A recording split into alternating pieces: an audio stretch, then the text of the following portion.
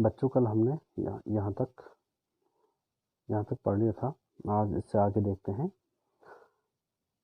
I am not so worried about my girlfriends and myself. We'll make it. The only subject I am not sure about is maths. Anyway, all we can do is wait. Until then, we keep telling each other not to lose heart. I am not so worried about my girlfriends and myself. मैं स्वयं और मुझे स्वयं और अपनी सहेलियों के बारे में चिंता नहीं थी, या यूँ कहें वो कहना चाह रही हैं कि मैं स्वयं को लेकर और अपनी सहेलियों के बारे में चिंतित नहीं हूँ। We'll make it. We'll make it means we will succeed. हम सफल हो जाएंगे, अर्थात हम पास हो जाएंगे। The only subject, सिर्फ एक विषय है, I am not sure about is maths. वो क्या है? मैथ्स है, जिसके बारे में मैं निश्चित नहीं हूँ। Until then, we keep telling each other not to lose heart. To lose heart में होता है to lose patience, धैर्य को खोना। तो तब तक हम एक दूसरे को कहते रहे कि धैर्य मत खोना या धैर्य बनाए रखें। आगे है,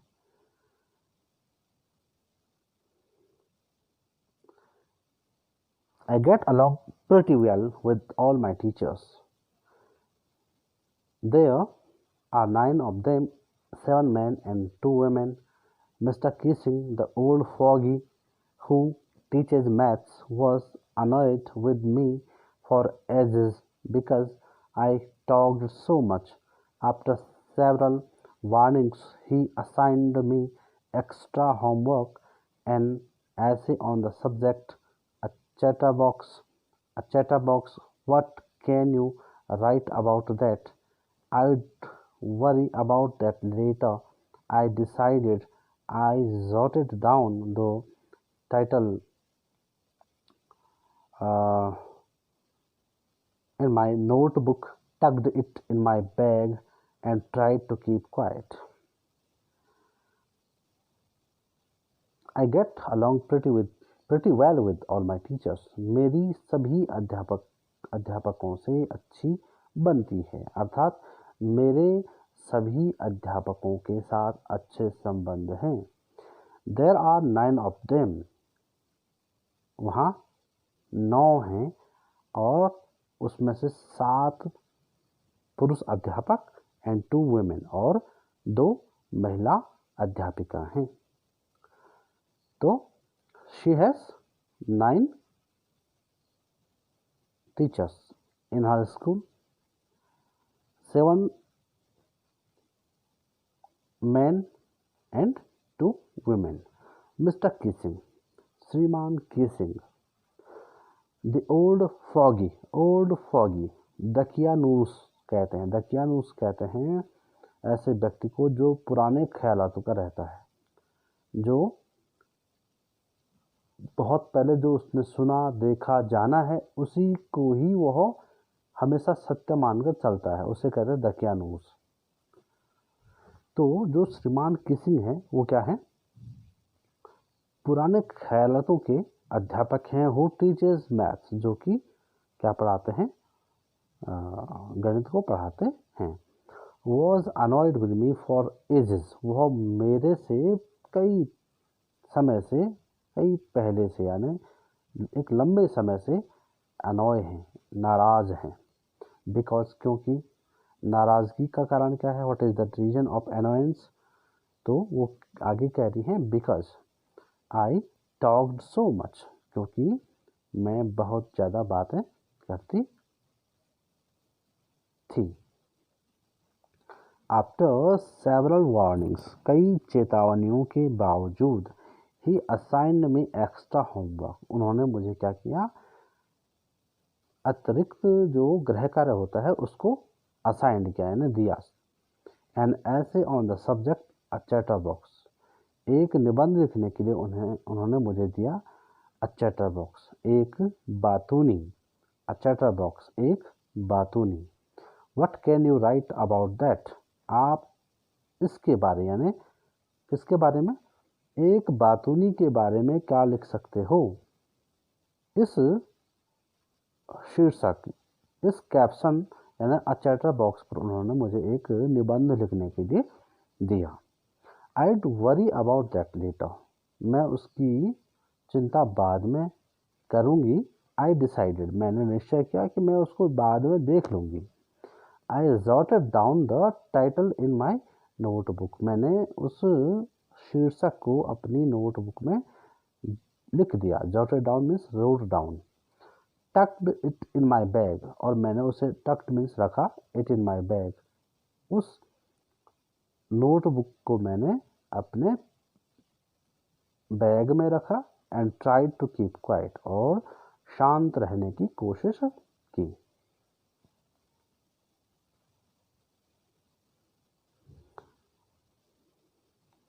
आगे है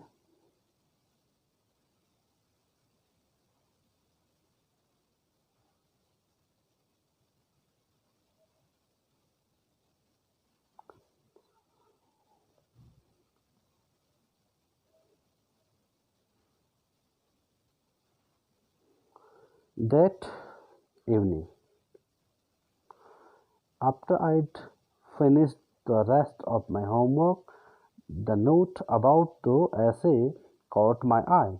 I began thinking about the subject while chewing the tip of my fountain pen. Anyone could ramble on and leave big spaces between the words, but the trick was to come up with convincing arguments to prove the necessity of talking. I thought, and suddenly I had an idea. I wrote the three pages, uh, three pages,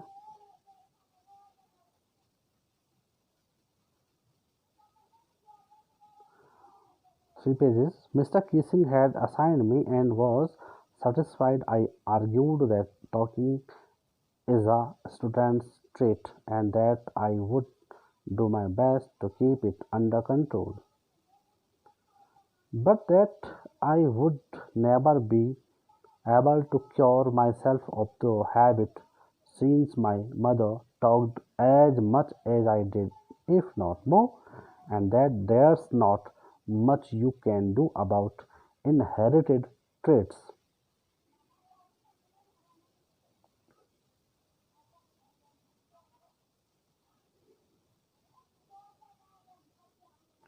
That evening, उस शाम के वक्त, after I had finished the rest of my homework, मैंने अपना शेष गृह कार्य समाप्त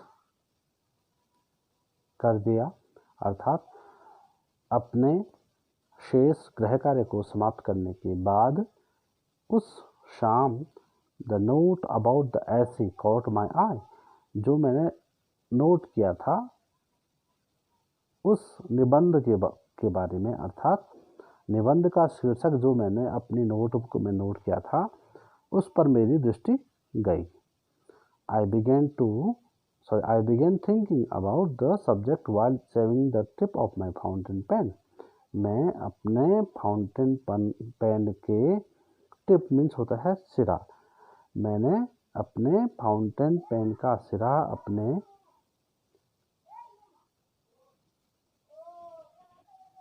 मुंह में रखा और उसको चबाते हुए मैं उस विषय के बारे में सोचना शुरू किया। Anyone could ramble on and leave big spaces between the words. कोई भी बेसिर पैर की बातें, रैम्बल मीन्स होता है अनावश्यक चीजें या बेसिर पैर की बातों को लिख सकता था इस निबंध के लिए।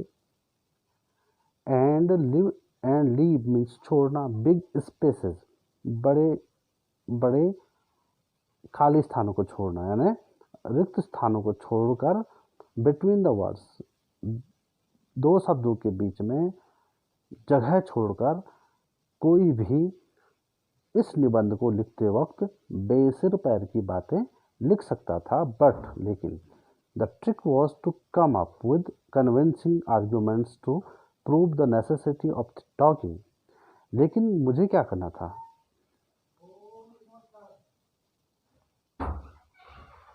हाँ सर, मतलब उनके कहने का अर्थ यह है, यानी एन फ्रैंक का यह कहने का तात्पर्य यह है कि कोई भी छात्र उस निबंध को लिखते वक्त दो शब्दों के बीच में जगह छोड़ता और ऐसी बातें लिखता जो उस निबंध के बारे में हो ही ना, यानी बेसिर पैर की बातें लिखना मीन्स अनावश्यक बातें लिखना। लेकिन मुझे क्या करना था? मेरी ट्रिक ये थी कि मुझे विश्वास दिलाने वाले तर्कों का सहारा लेना था ताकि मैं प्रूव कर सकूं नेसेसिटी ऑफ टॉकिंग, बातचीत की आवश्यकता को मैं सिद्ध कर सकूं। ऐसे तथ्य मुझे उस निबंध में लिखने थे।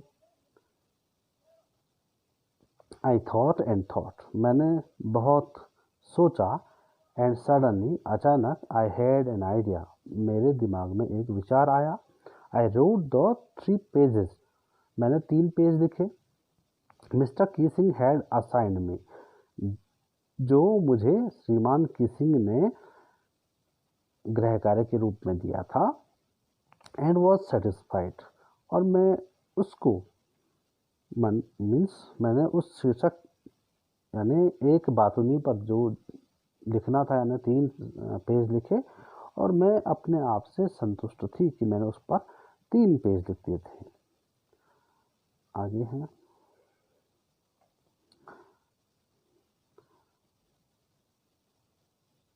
आई आर्ग्यूड दैट, मैंने उसमें तर्क दिया कि talking is a students trait, जो बातचीत करना विद्यार्थी का एक गुण होता है, अर्थात एक प्रकृति होती है, एक स्वभाव में उसके यह बात होती है, एक मनोवृत्ति होती है। विद्यार्थी का बात करना उसके मनोवृत्ति का ही एक अंग है। And that I would do my best to keep it under control, और मैं अपनी भरपूर कोशिश करूंगी कि मैं इसे नियंत्रण में रख सकूं, या मैं इस बातचीत को ज़्यादा ना करूं, अर्थात मैं चाहूंगी कि मैं इसको कंट्रोल करूं। लेकिन फिर वो आगे कहती हैं, बट दैट आई वुड, लेकिन that I would never be able to cure myself of the habit, since my mother talked as much as I did, if not more, and that there's not much you can do about inherited traits। जो inherited यानी पैतृक, जो हमें माता पिता से जो गुण मिलते हैं, वो कह रही हैं कि मैंने ये तो वायदा किया कि मैं अपने बातचीत को कम करने की कोशिश करूंगी, लेकिन I would never be able to cure myself, मैं कभी भी अपनी बातचीत करने की जो मेरी आदत है उसको कभी भी उसका इलाज नहीं कर सकूंगी। ऑफ द हैबिट, उस गुण का इलाज नहीं कर पाऊंगी, क्योंकि my mother talked as much as I did, क्योंकि मेरी माँ भी उतनी ही बातें करती हैं जितनी मैं करती हूँ। इफ नॉट मोर, यदि मुझसे ज़्यादा नहीं। And that there's not much you can do about inherited traits, और आपके बस से बाहर की बात है कि आप अपने पैतृक गुणों को, जो आपको अपने माता पिता से प्राप्त होते हैं, उन गुणों को अनचेंजेबल क्वालिटी भी कहते हैं, ट्रेट्स कहते हैं। तो पैतृक गुणों को बदला नहीं जा सकता है। आगे है, Mr Keesing had a good laugh at my arguments but when I proceeded to talk my way through the next lesson he assigned me a second essay. This time it was supposed to be on an incorrigible chatterbox. I handed it in and Mr. Keesing had nothing to complain about for 2 whole lessons. However, during the third lesson he would finally had enough. And Frank, as punishment for talking in class, write an essay entitled "Quack, Quack, Quack," said Mr. Chatterbox.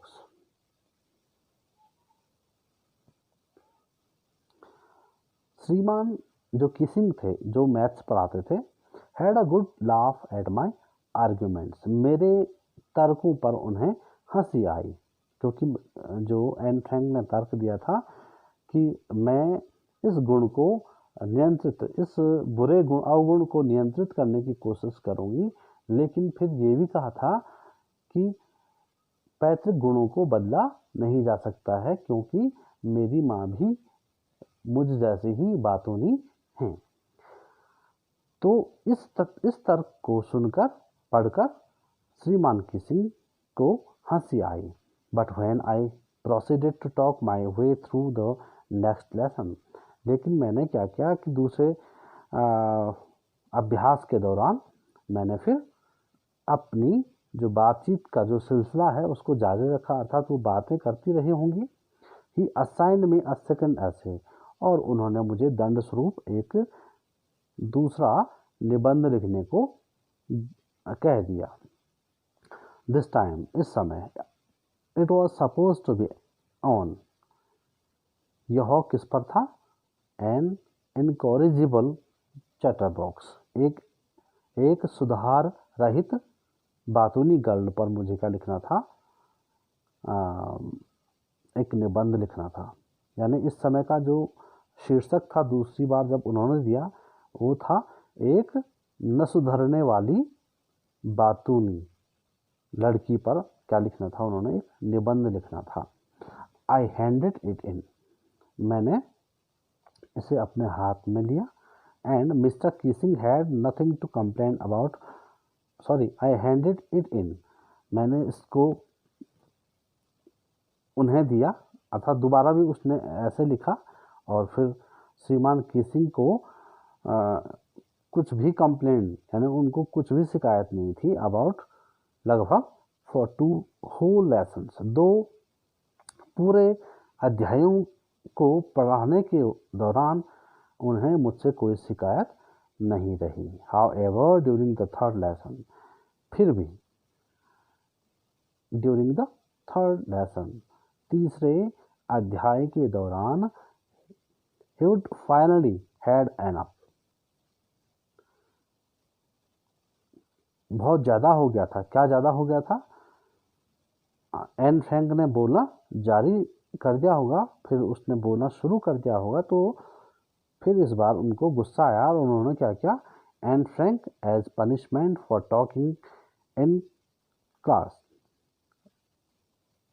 कक्षा में बातचीत करने के दंड स्वरूप, right N ऐसे entitle, एक निबंध फिर लिखो, और इस बार उसका एंटाइटल, उसका जो शीर्षक होगा वो क्या होगा? Quack quack quack said mistress chatterbox, श्रीमती बातूनी की कां, इस पर निबंध लिखना था।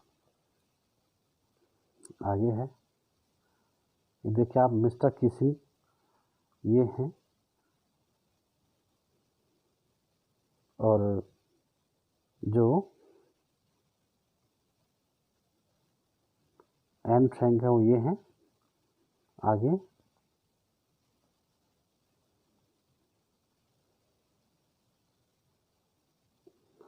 the class roared and I had to laugh too, though I would nearly exhausted my ingenuity on the topic of chatterboxes. It was time to come up with something else, something original. My friend Sane, who was good at poetry, offered to help me write the essay from beginning to end in a verse, and I jumped for joy. Mr. Keesing was trying to play a joke on me with this ridiculous subject, but I would make sure the joke was on him. The class roared.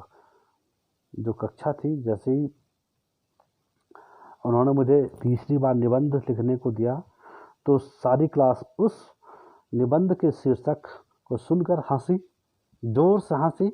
I had to laugh too, मुझे भी हंसना पड़ा। दो I had nearly exhausted, मैं थक चुकी थी। माई इंजेन्युइटी, अब यहाँ पे एग्जॉस्टेड मीन्स होता है, वैसे एग्जॉस्टेड मीन्स होता है वेरी टायर्ड, लेकिन यहाँ पे नियरली एग्जॉस्टेड का अर्थ ये हुआ कि मेरा जो दिमाग था वह चैटर बॉक्स पर बहुत सोचने के बाद, मैंने दो पहले ही निबंध लिख दिए थे, तो मैं समझ नहीं पा रही थी कि मैं अब क्या लिखूंगी। Ingenuity on the topic of chatterbox, कि मैं इस बातूनी शीर्षक पर आगे क्या लिखूंगी। मैं अपनी सारी बुद्धि का प्रयोग कर चुकी थी। इंजेन्युइटी मीन्स होता है जो इंटेलिजेंस है, उसका यूज कर चुकी थी। It was time to come up, यह समय था आने का। With something else, something else, कुछ और चीज उस शीर्षक के लिए लिखने के लिए मुझे कुछ नए आइडिया चाहिए थे और कुछ डिफरेंट चाहिए था।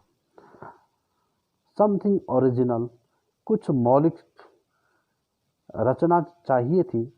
माय फ्रेंड, मेरी एक सहेली जिसका नाम था Sanne, who was good at poetry, जो पोएट्री लिखती थी, अर्थात कविताएं लिखा करती थी, कविताओं को लिखने में निपुण थी। ऑफर टू हेल्प मी, उसने मुझे मदद करने की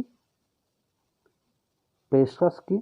write the essay from beginning to end in verse, उसने मुझसे कहा कि तुम अपने जो निबंध, तीसरे निबंध को लिखोगी, उसे वर्स मीन्स कविता, छंद के माध्यम से, कविता के माध्यम से, शुरू से अंत तक कविता के माध्यम से ही लिखोगी। अर्थात अब जो ऐसे है वो किसके माध्यम से लिखा जा रहा है?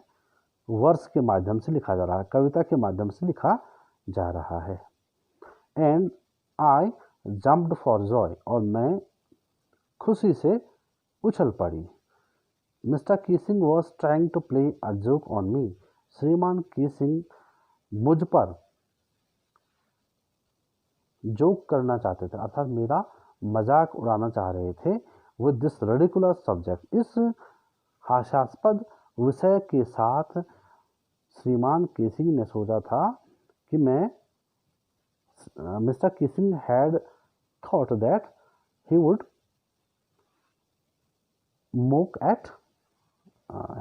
Make fun of Anne Frank, लेकिन अब एन फ्रैंक कह रही है कि बट आईड मेक श्योर, मैं निश्चित करूंगी the joke was on him, ये जो आप मेरा मजाक उड़ाना चाहते थे, मैं आपका मजाक बनाऊंगी। तो यहाँ पे एक चुनौती भी दी जा रही है एन फ्रैंक के द्वारा। I finished my poem and it was beautiful, मैंने अपनी कविता पूरी की, अर्थात कविता पूरी लिखी, और मैं इट वॉज ब्यूटीफुल, और बहुत अच्छी, बहुत सुंदर कविता बन चुकी थी। It was about a mother duck and a father swan, यह एक मादा बतख और एक नर हंस के बारे में थी। विथ 3 बेबी डकलिंग्स, जिनके 3 चूजे थे। Who were beaten to death, जिनको मारा गया था बाय द फादर, नर हंस द्वारा जिन बच्चों को मारा गया। बिकॉज, क्योंकि दे क्वैक टू मच, क्योंकि वो बहुत ज़्यादा शोर कर रहे थे। लकीली, सौभाग्यवश, Mr Keesing took the joke the right way. सौभाग्यवश श्रीमान कीसिंग ने इस जोक को, इस मजाक को, ये तो मैंने मजाक लिखा था, एक कहानी बनाई थी, और उन्होंने इसको सही दिशा में लिया, अर्थात उन्होंने इसको सीरियसली लिया, उन्होंने इसको सच माना। ही रेड दो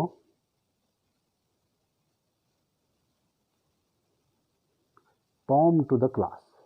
उन्होंने इस कविता को कक्षा के बच्चों को सुनाया, एडिंग हिज ओन कमेंट्स, अपनी जो टिप्पणियां थी उनको ऐड करते हुए, उनको जोड़ते हुए, and to several other classes as well. अन्य कक्षाओं में भी उन्होंने ये कविता सुनाई, जो कि एन फ्रैंक ने लिखी थी। किसकी मदद से? अपनी मित्र, अपनी सहेली साने की मदद से लिखी थी। तो श्रीमान कीसिंग ने सभी कई क्लासेस में इस कविता को अपने टिप्पणियों को जोड़ते हुए सुनाया। सिंस देन, तब से, I have been allowed to talk, मुझे बातचीत करने की अनुमति दी गई, and haven't been assigned any extra homework, और तब से मुझे अतिरिक्त गृह कार्य नहीं दिया गया। ऑन द कॉन्ट्रेरी, इसके विपरीत, Mr Keesing's always making jokes these days. इसके अलावा जो श्रीमान कीसिंग थे वो हमेशा क्या कर रहे हैं, अब चुटकुले बोला करते हैं। क्लास में वो बहुत खुशी आते हैं और बहुत खुश रहते हैं और बातचीत करने के लिए भी मौका देते हैं। तो ये एक पोम थी, ये एक डायरी का एक्सट्रैक्ट था जो एन फ्रैंक ने लिखी थी डायरी। तो आशा है आप लोग इसको समझ गए होंगे।